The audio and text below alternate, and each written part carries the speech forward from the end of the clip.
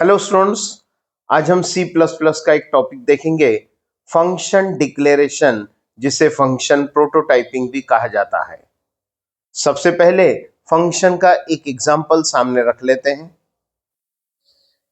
इस एग्जांपल में जो यूजर डिफाइंड फंक्शन प्रिंट है, उसका ये जो कोड लिखा हुआ है, this is called as function definition, या फिर उसे कहा जाता है फंक्शन बॉडी। और जहां पर वो फंक्शन को चलाने के लिए ये लाइन लिखा गया है, this is called as function call, या फिर ये line this is called as function call.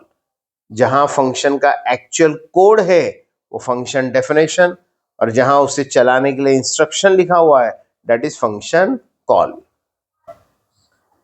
अब इसी कोड को हम इस ढंग से भी लिख सकते हैं कि ये फंक्शन का डेफिनेशन जो मेन के ऊपर है, वो फंक्शन का डेफिनेशन हम मेन के नीचे लिख देंगे।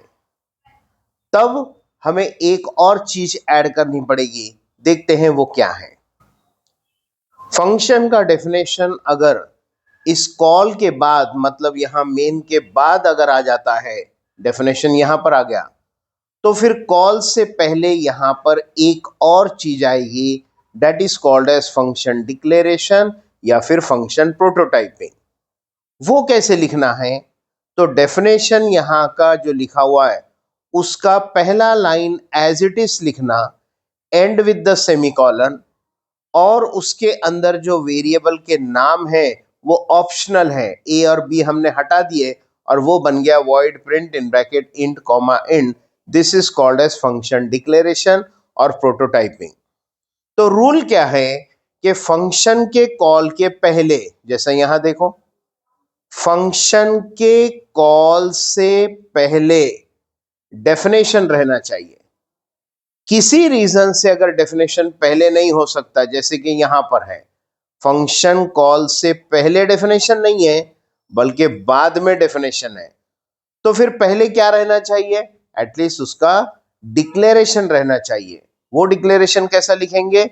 ये डेफिनेशन का लाइन एज इट इज यहां पर लिखेंगे, एंड विद द सेमीकोलन, जिसमें वेरिएबल के नाम ऑप्शनल है, that is called as function declaration और फंक्शन प्रोटोटाइपिंग।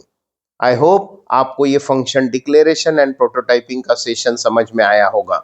वीडियो अच्छी लगी हो तो लाइक करना, शेयर करना, और चैनल को अभी तक सब्सक्राइब नहीं किया है तो चैनल को सब्सक्राइब करो। Thank you very much.